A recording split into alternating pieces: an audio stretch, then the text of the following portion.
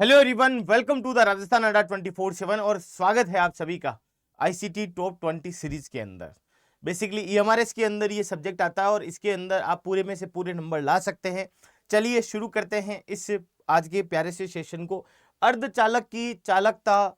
भाई आपने देखा होगा कि आईसी के अंदर सेमीकंडक्टर मटेरियल का यूज किया जाता है।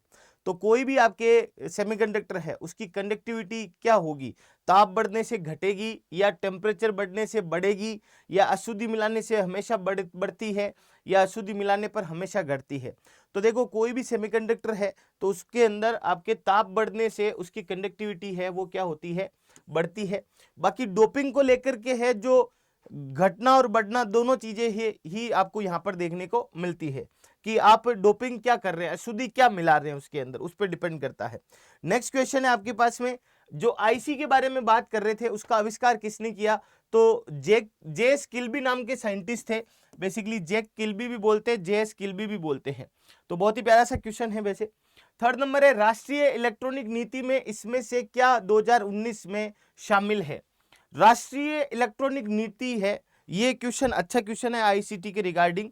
इसके अंदर कुशल श्रम बल की स्थापना करना या उभरते प्रौद्योगिकी क्षेत्र की कृत्रिम बुद्धिमत्ता 5 मशीन लर्निंग वाले स्टार्टअप को विशेष राहत देना या ESDM electronic system design and manufacturing का वैश्विक केंद्र, ये सारे के सारे ही है पॉइंट जो कि राष्ट्रीय इलेक्ट्रॉनिक नीति के अंतर्गत शामिल किए गए हैं। तो बेसिकली ये है क्या? नेशनल इलेक्ट्रॉनिक पॉलिसी है, 2019 के अंतर्गत लाई गई है, जिसमें स्किल को लेकर के, उसके अलावा आर्टिफिशियल इंटेलिजेंसी को लेकर के और डिजाइन और मैन्युफैक्चरिंग को लेकर के मेन फंडामेंटल है वो रखे गए हैं। आगे वाला क्वेश्चन है, the word processing feature that catch most random typographical error and miss spelling is known as. भाई वर्ड प्रोसेसिंग फीचर जो सबसे यादृच्छिक टाइपोग्राफिकल त्रुटियों और गलत वर्तनी को पकड़ता है उसे क्या कहा जाता है? तो उसे स्पेल चेकर के रूप में जाना जाता है ना। स्पेलिंग के अंदर मान लो कि कोई गलतियां हो जाती है तो। अगला क्वेश्चन है, dash is a assembly language for an imaginary architecture. एक काल्पनिक आर्किटेक्चर के लिए असेंबली भाषा कैसी है? बाइट कोड है या मशीन कोड है या नेटिव कोड है या एग्जीक्यूटेबल कोड है? तो अगर काल्पनिक आर्किटेक्चर की बात करें तो असेंबली भाषा बाइट कोड के रूप में जानी जाती है। नेक्स्ट वन है आपके पास में, select one of the true statement for the compiler. भाई कंपाइलर के लिए सही कथन कौन सा है? The input of compiler is source program, ये बात बिल्कुल सही है। It translate the source into object code as well, भाई इस पूरे के पूरे को एक साथ ही करता है, ये भी बात सही है। The output of compiler is object code, है ना। तो ऑब्जेक्ट कोड की अगर बात करें तो इसको यहां पर थोड़ा सा करेक्ट कर लेंगे हम लोग, मशीन कोड कर लेंगे तो वो अच्छा रहेगा, क्योंकि ऑब्जेक्ट कोड है वो आपके असेंबलर के अंतर्गत भी आपको देखने को मिलते हैं। और अगर मान लो कि इसको सही नहीं करेंगे तो फिर ये दोनों ऑप्शन तो रहेंगे नहीं, इसलिए ऑल ऑफ वो है जो हम यहाँ पर राइट आंसर लगा सकते हैं। What is the bat extension? Bat extension है वो किस फाइल का है? सिस्टम फाइल का है, बैकअप फाइल का, स्टोरेज फाइल का है या फिर नन ऑफ बोथ? तो ये सिस्टम फाइल के रूप में जाना जाता है bet extension. A device use for video games, flight simulators, training and simulators and for controlling industrial robot. Video game, flight simulator, प्रशिक्षण सिमुलेटर और औद्योगिक रोबोट को नियंत्रित करने के लिए उपयोग में लिया जाने वाला उपकरण कौन सा है? आपके जॉयस्टिक के रूप में जाना जाता है। कौन सा उपकरण है? जॉयस्टिक है जी। Which of the following is not a part of digitizer? निम्न में से कौन डिजिटाइजर का हिस्सा नहीं है? जो डिजिटाइजर कौन से होते हैं? जो बेसिकली डिजिटल के अंतर्गत आपके कन्वर्ट करने के काम में लिए जाते हैं। तो आपके डिजिटाइजिंग टेबलेट है, कर्सर है, स्टाइलस है, स्टिक है, वो आपके नहीं है। स्टिक तो क्या है, जैसे ये स्टिक है तो ये डिजिटाइजर के हिस्से के रूप में नहीं जानी जाती है, बाकी सब होती है। Finding and solving error in the source code is, स्रोत कोड में त्रुटियों का पता लगाना और उनका समाधान करना डिबगिंग के रूप में जाना जाता है। किस रूप में जाना जाता है? डिबगिंग के रूप में, डिबगिंग बोलते हैं इसे। अगला क्वेश्चन है, input device that use a special ink that contain magnetizable particles of iron oxide are. Input device जो एक विशेष स्याही का उपयोग करते हैं जिसमें आयरन ऑक्साइड की चुंबकीय कण होते हैं वो MICR होती है, मैग्नेटिक इंक कैरेक्टर रिकॉग्नाइजेशन के रूप में जानी जाती है। अगला क्वेश्चन है, विच of the following memory is non volatile memory? Non volatile memory कौन सी है? तो नॉन वोलेटाइल के रूप में रोम को जाना जाता है। रैम है आपके, ये वोलेटाइल मेमोरी के रूप में जानी जाती है।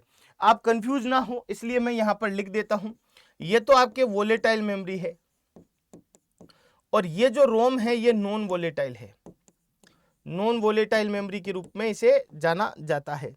नेक्स्ट वन है which one of the following is not input device, इनमें से कौन सा इनपुट डिवाइस नहीं है।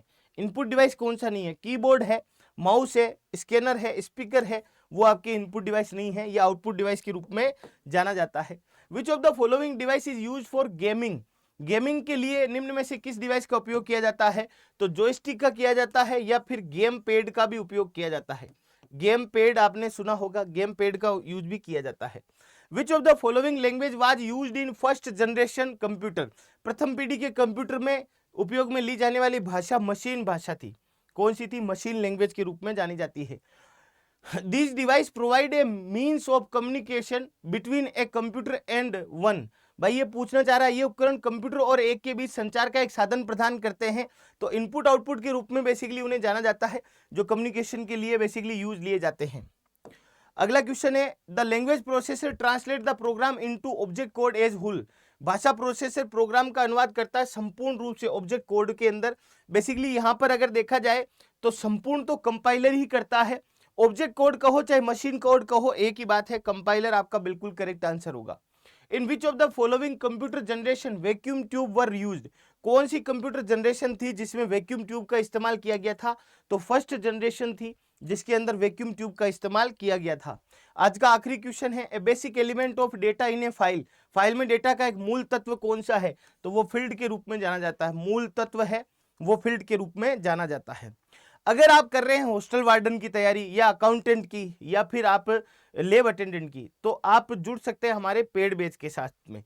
हॉस्टल वार्डन के लिए जो गुरुकुल बैच आ रहा है 3.0, ये 6 सितंबर से शुरू हो रहा है और इसके अंदर जुड़ने के लिए आपको क्या करना पड़ेगा, आपको कुछ भी नहीं करना, ऐप डाउनलोड करो। सबसे पहले ये मेरी क्लास चल रही है, इसी क्लास के अंदर आप नीचे डिस्क्रिप्शन में जाओगे, इसी क्लास के डिस्क्रिप्शन में जैसे जाओगे तो यहाँ ऐप डाउनलोड करने का लिंक आपको यहाँ पर मिलेगा, जहाँ पर ये क्लास देख रहे हैं उसके डिस्क्रिप्शन में जाइए, इस लिंक पे क्लिक कीजिए, ऐप डाउनलोड कीजिए और नीचे आइए। आप अगर मान लो कि आपको लैब अटेंडेंट के बैच में जुड़ना है तो इस पर क्लिक कीजिए, अगर आपको गुरुकुल 3.0 में जुड़ना है तो इस पर क्लिक कीजिए, अगर EMRS अकाउंटेंट पे जुड़ना है तो आप इस लिंक पे क्लिक कीजिए। तो यहाँ पर जैसे आपको हॉस्टल वार्डन में एडमिशन लेना है तो गुरुकुल 3.0 के ऊपर, ये वैसे तो देखो गुरुकुल 2.0 पे ले जा रहा है, 3.0 के लिए भी मैं बता दूंगा आपको। देखो गुरुकुल 2.0 में भी जुड़ना चाहते हैं तो बाय नाउ के ऊपर क्लिक करेंगे और यहाँ पर Y400R कूपन कोड का यूज करेंगे, Y400R। जैसे आप Y400R कूपन कोड यूज करेंगे और अप्लाई करेंगे, ये 717 रुपए में आपको यहाँ पर देखने को मिलेगा। ये गुरुकुल 2.0 है, वो 21 तारीख से शुरू हुआ था। कोई भी आप कोर्स लें कोई सा भी तो Y400R यूज करें, फिर कोइंस का यूज करें, आपको अधिकतम डिस्काउंट मिलेगा, सबसे ज्यादा डिस्काउंट इसी प्रकार से मिलता है। अब अगर बात करें जैसे मान लो कि आपको यहाँ पर गुरुकुल 3 में जुड़ना है तो ऑल कोर्सेज के अंदर स्टेट एग्जाम में आपने पहले ही राजस्थान सिलेक्ट कर रखा है, स्टोर के अंदर EMRS सेक्शन में जाना तो यहाँ पर गुरुकुल 3.0 भी है और सेम प्रोसीजर है जो मैंने अभी आपको बताया था। तो क्लास अच्छी लगी हो तो ज़्यादा से ज़्यादा अपने दोस्तों के साथ में शेयर कीजिएगा। इजाज़त चाहता हूँ, जय हिंद, जय भारत, धन्यवाद आप सभी को।